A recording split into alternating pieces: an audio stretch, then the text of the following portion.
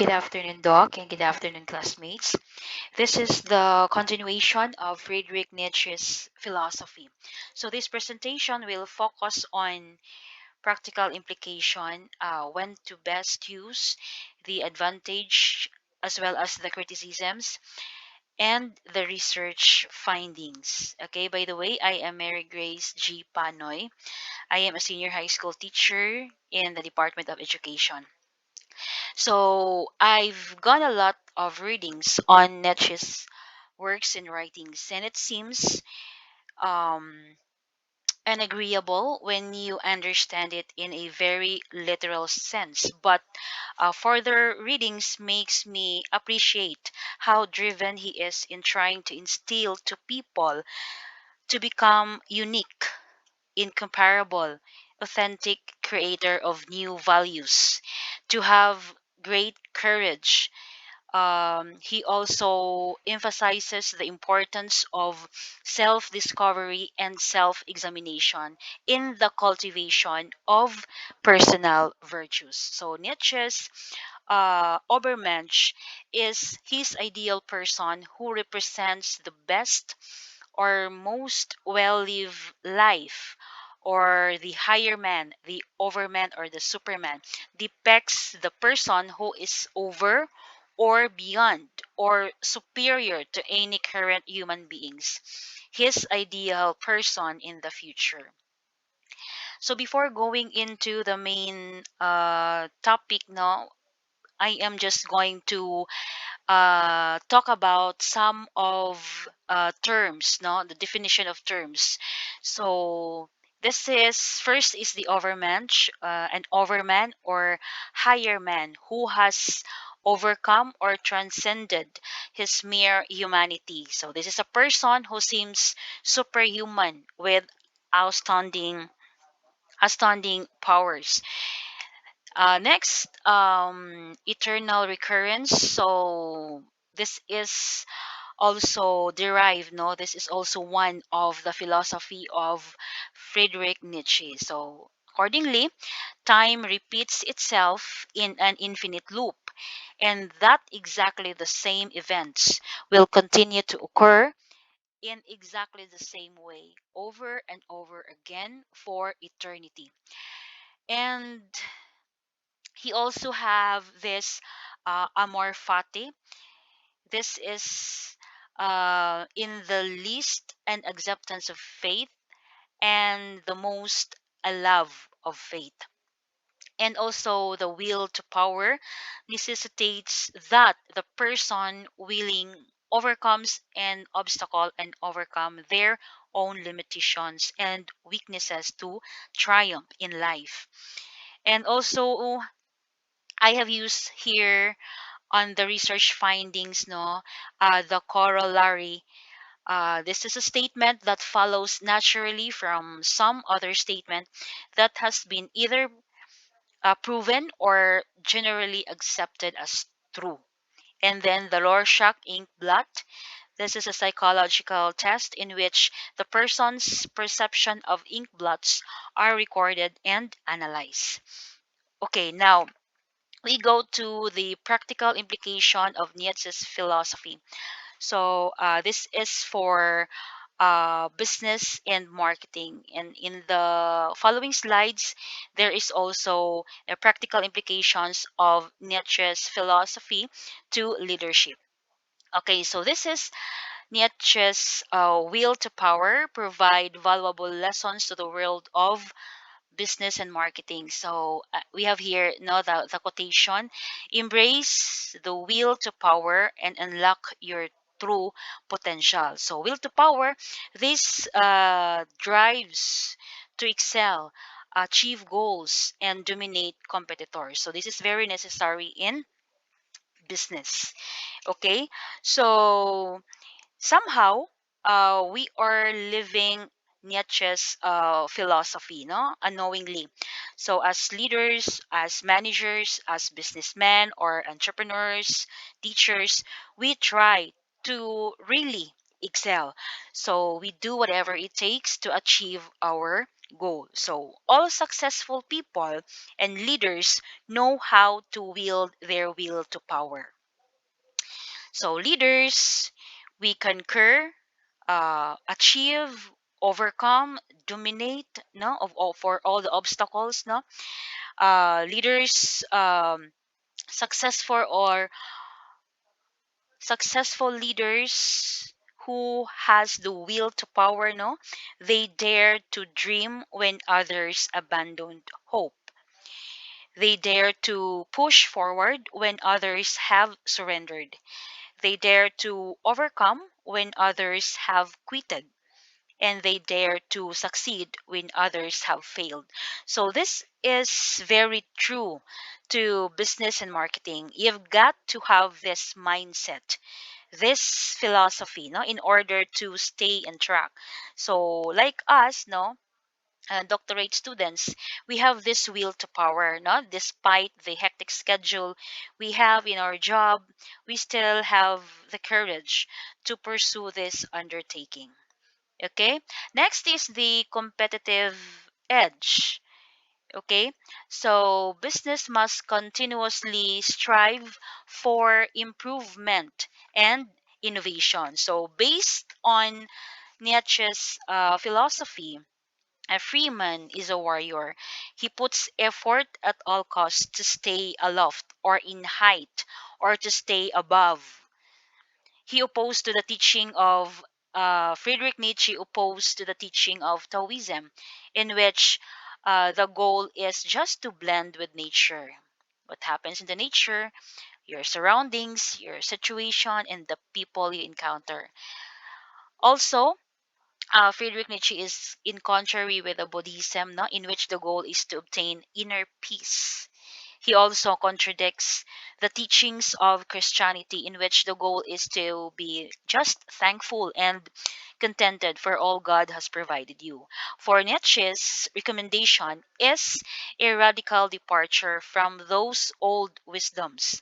He tells us to never be contented and to continually strive for more, to triumph over situations and people, to welcome chaos and discontent, for it is where we achieve great discoveries and create literally new world.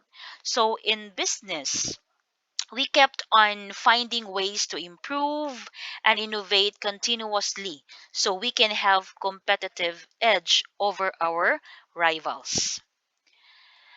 Next is the exceptional marketing services, staying ahead of the curve and relentless pursuit and dominance.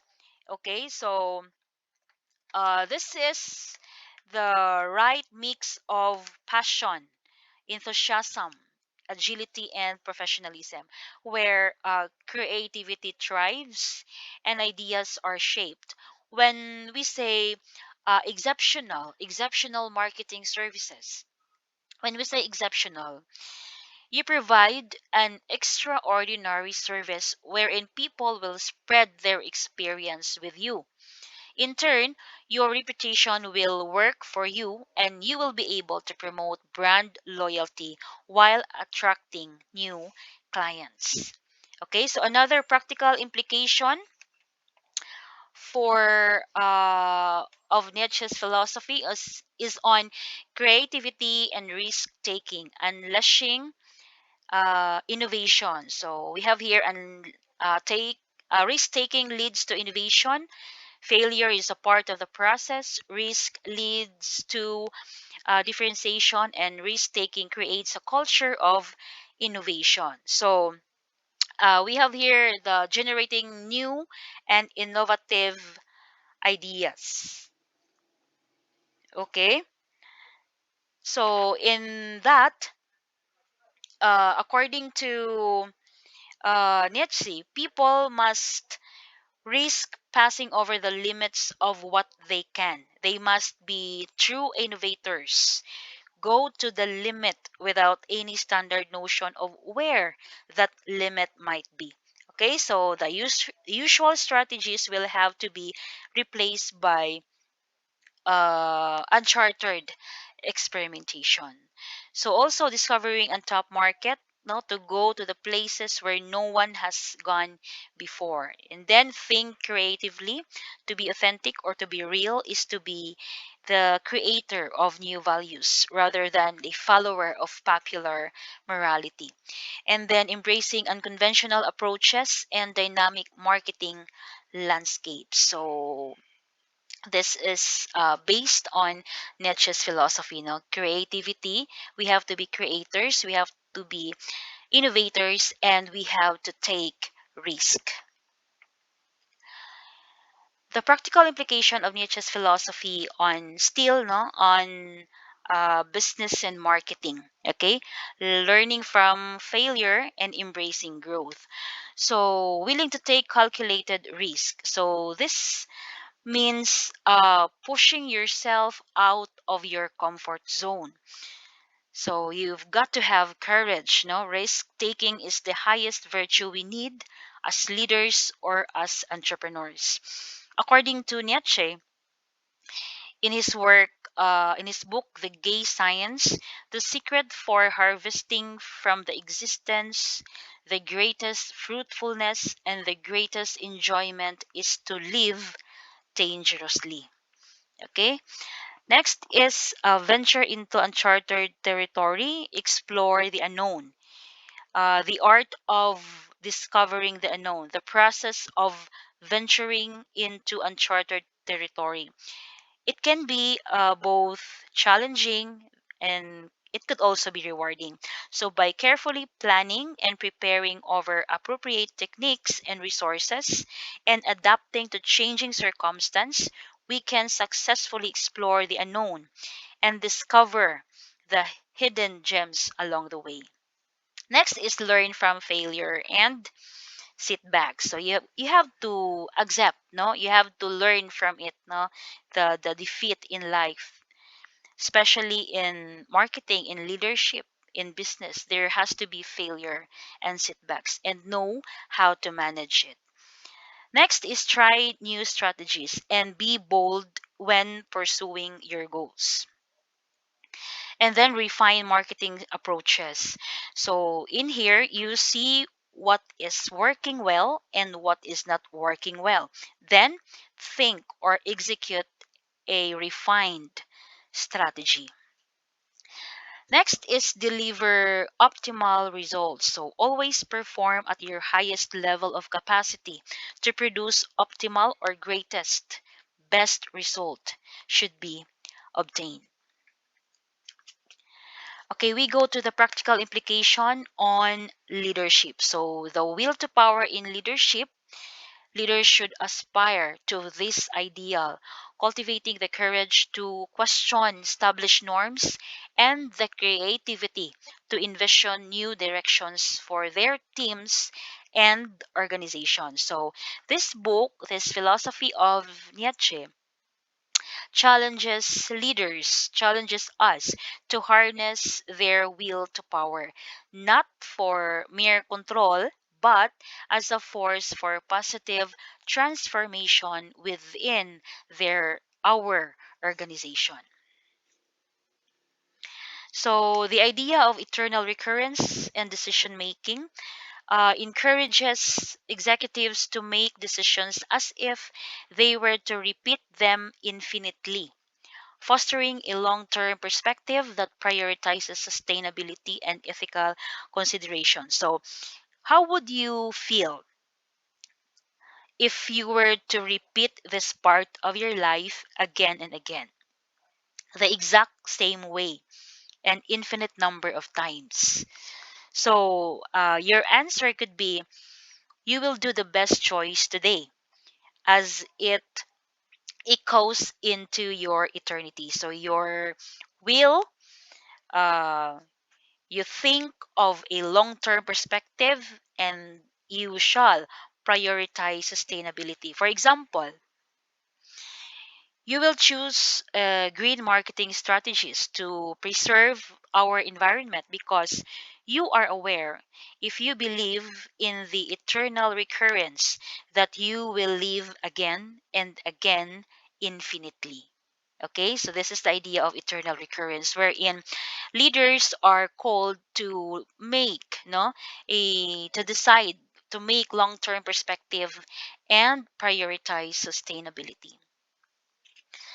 Next is practical implication on leadership still, overcoming the herd mentality. Okay, so to question, leaders are encouraged to question societal norms, challenge conventional wisdom, and embrace their own unique perspective. So, as leaders, we are encouraged not to merely go along with the herd or the thinking of the many, the practices of the many, the beliefs of the many, to explore many of the possible perspective. And we have to question any of all those perspective. In order to achieve this, we have to question and assess the dominant viewpoints of the society. We do not just go with the flow, no?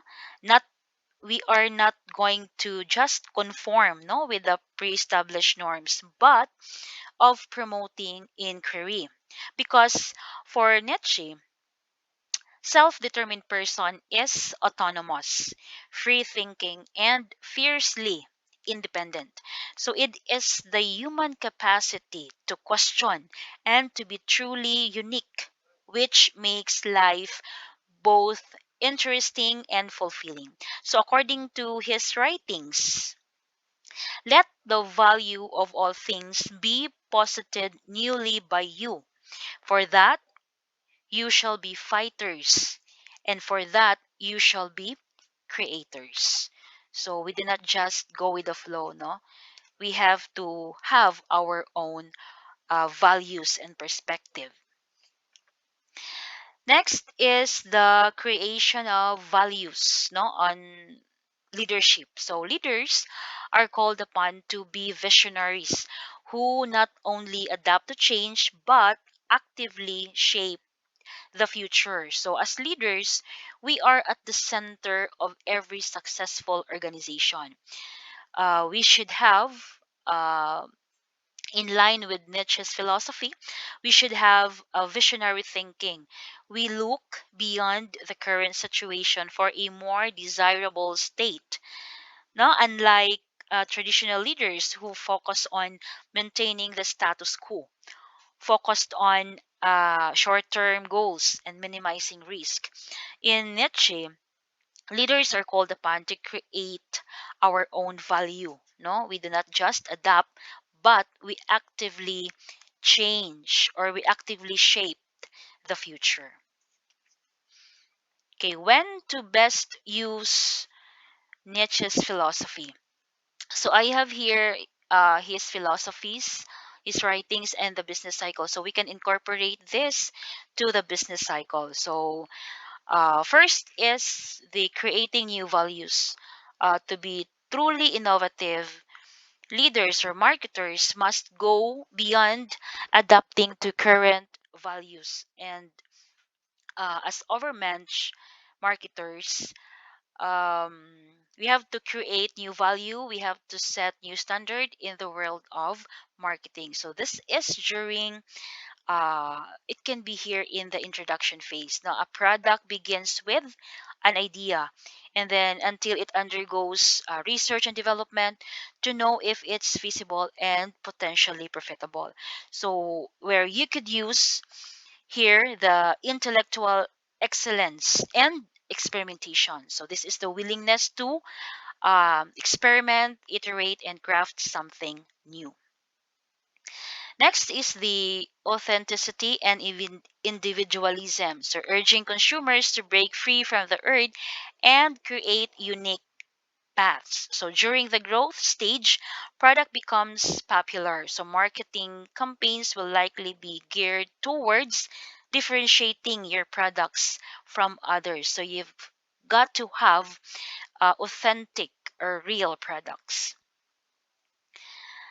Next is the will to power. This inherent drive compels leaders or marketers to assert their influence and dominance. So, not through force, not through force, but through the art of persuasion. So the marketer is the one who recognizes this force within and harness to create and shape consumer desires. So this is during, it can be during maturity stage, no, where competition is at its highest level.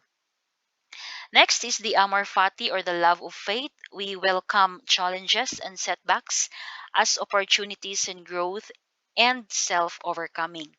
So they view, marketers or leaders, we view the ever changing nature of consumerism as a source of creative power. Okay, so in Amor Fati, or the love of faith, we go beyond mere acceptance of change. It's about cultivating a culture of a culture that actively seeks out and utilizes growth. So, in times where your product loses its market share, you may decide to innovate or reintroduce the product in the market. So, leaders during this phase or during this stage should have the spirit of amor fati, which demonstrates high level of emotional intelligence. Next is the eternal recurrence. Create enduring brands that can stand the test of time, continually evolving. Imagine the eternal recurrence of brands, where every marketing campaign, every product launch, and every customer interaction is destined to repeat infinitely, right? So, marketers must create enduring brands that can stand the test of time. Okay, so in this, imagine the Chian leadership philosophy.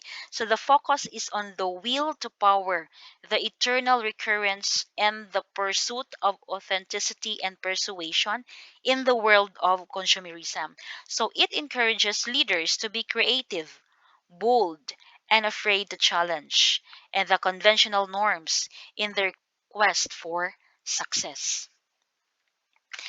Now, there are also criticism of Nietzsche's philosophy. So, in his Obermensch, the concept of Obermensch or Overman, which has been misinterpreted as promoting ideas of superiority and elitism.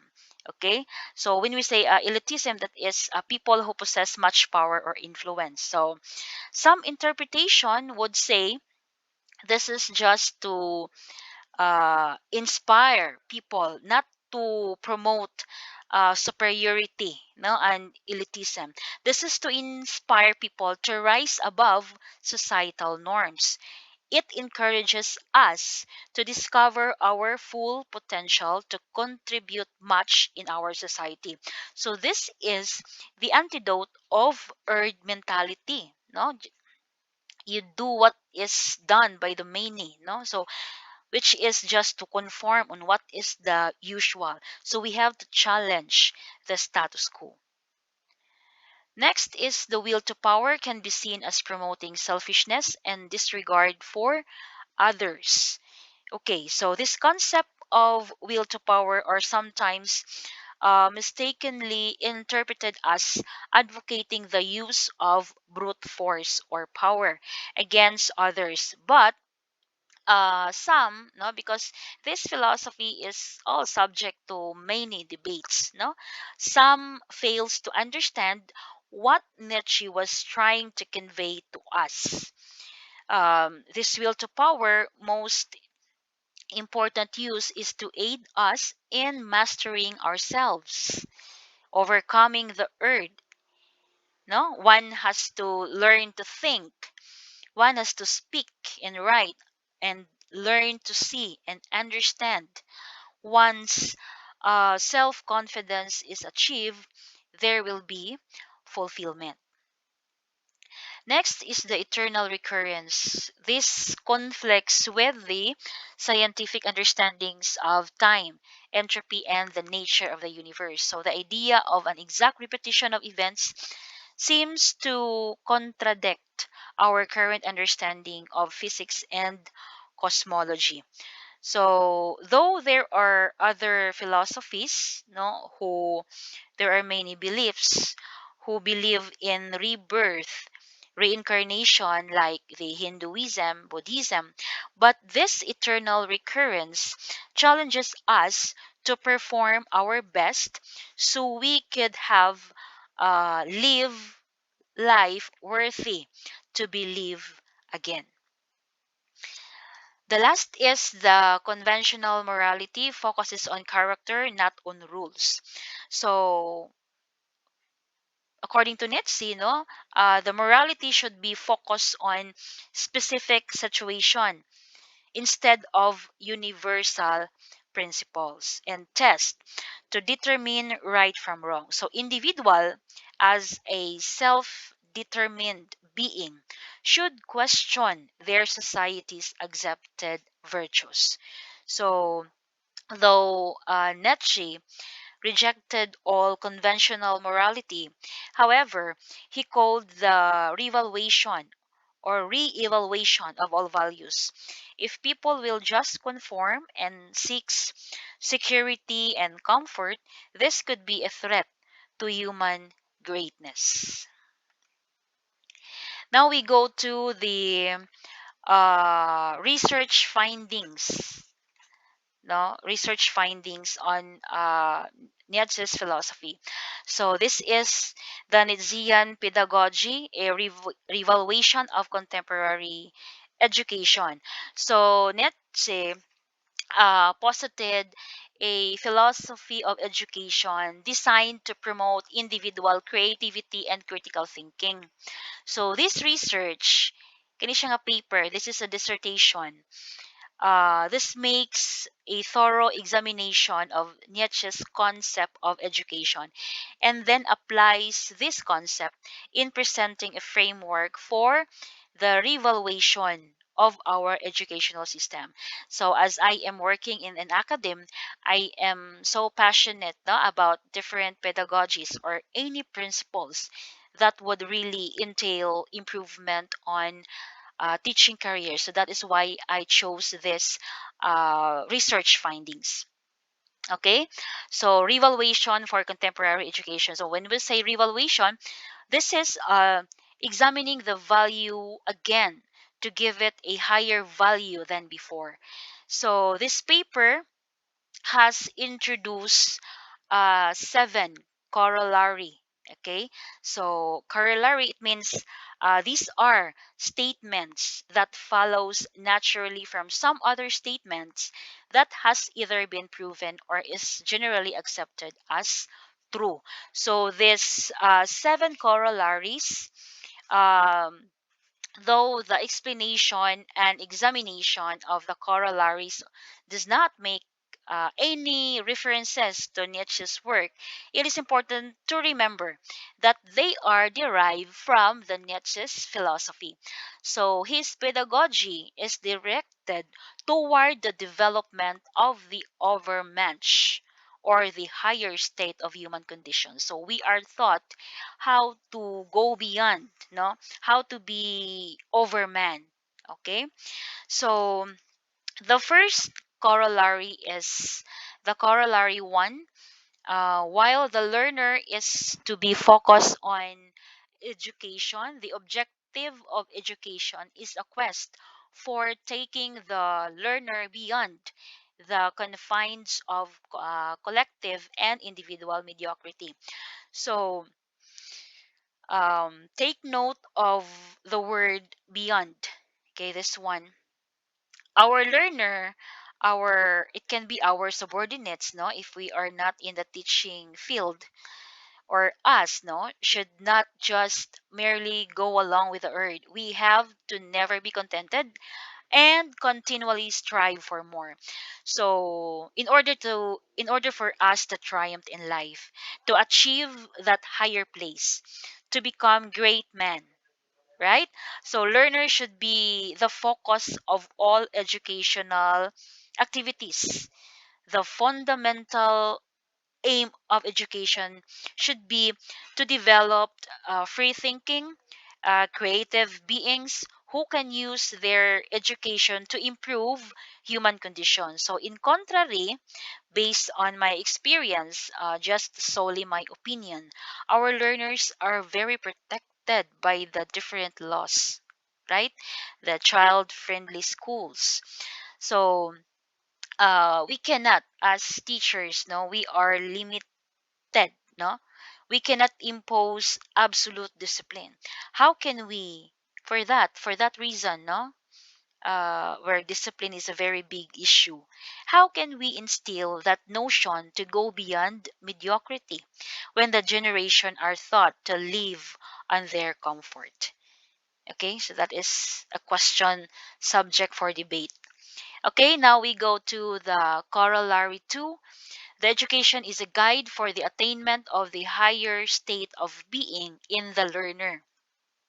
So, in the process of being such a guide, the educator, the teachers, or us, no, we liberate the learner from his own apprehension and just assist him or our student in overcoming the self-conceived notions in notions of inadequacy. So that is why teacher's role should only be facilitator and we guide learning. But be mindful that you should impose, no, there should have constructive nature of the pedagogical process. So in unveiling or in discovering the capabilities of our learners, mentors is there to make certain that it becomes constructive exercise in the quest of self overcoming. Okay? Now we go to corollary 3. Education is analogous to Rorschach ink blot interpretation. So analogous, it is somewhat synonym with comparable. Okay, and then the Rorschach ink blot interpretation, that is already defined in the definition of terms. That is a psychological test in which the subject's perception of ink blots are recorded and analyzed. Okay, so just as the interpretation of what the ink blot represents is solely within the realm or within the bias of the observer or our learners. So education is subject to its interpretation by the learner. So example, um, different learners may apprehend the Pythagorean theorem depending on their perspective interpretation of its usage or its utility. So as engineers, they will use the term, they will use Pythagorean theorem for solving problems. And for the poet, they use it as a metaphor for a given nature or symmetry in nature. Okay, and for philosopher, they will use it as an example of reasoning. So therefore, the interpretation of the significance of learning depends on or is subject to learner's perspective. Next is the corollary 4. Learning is an internal process and teaching is an external process. So, the great task of the educator is to help the learners find his own way, the discovery of his own creativity, and the development of his own critical analysis. In Corollary 5, values are inherently interwoven into the fabric of education, but are socially motivated and as such are trapped. So we know that what is popular is not always right, right? So what is popular is not always right, and what is right is not always popular. So when the values of the society becomes destructive of the ends of achieving the higher state of human condition, they must be re-evaluated and perhaps even rejected, no, if that if those values are destructive to the society. So it is important that the pedagogist fully understand the genesis or the origin of societal structures. Next is the corollary 6. The structure of education must serve the development of the learner, not the preservation of the state. It must provide for a curriculum which fosters the development of creativity and critical thinking. So balik-balik tuning creativity and critical thinking. So educational institution, the schools, no, must keep in mind that it is the development of the learner which preserves it, and not the preservation of the states which promotes it. So the real danger here is that strong state control or strong government control of education brings with it the tragic consequence that education becomes a tool, no, especially sa mga people in political power. The last is the corollary 7. Elitism does not imply privilege, it demands service. So in Nietzsche's repeatedly speaks of the hardship entailed in pursuing the higher state, because you cannot get into higher state without this hardship, no, without this difficulties of being. So sacrifices are really necessary for self overcoming. So the application of service, not of privilege, to which the elitist class is subject. So that service is the obligation to evolve beings to the higher state of human condition, using their creativity and their powers of critical thinking in the development of an enhanced human condition. Okay, so these are the takeaways of my presentation. Friedrich Nietzsche's philosophy of the will to power offers valuable insights for success in the business and marketing, in leadership, and in education, and in all other aspects in life, no? Because this philosophy inspires and motivates people to go out from their shell, no? To go out from their comfort zone, to unleash, no, to discover their full potential. Next is embracing challenges, excelling and dominating competition, help business maintain a competitive edge. This is important also, no. We have to accept the challenge. We should excel, we should dominate competition in order for us to stay in the market or in leadership.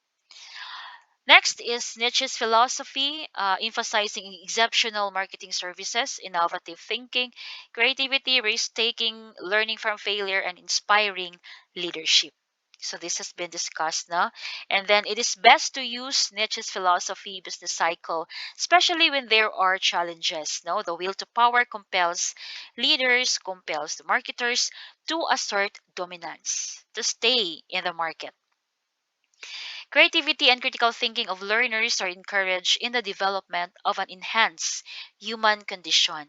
And in Nietzsche, we are called upon to leave our comfort zone and unleash our full potential so we could achieve the higher state of human condition. Okay, so that would be all. Thank you so much.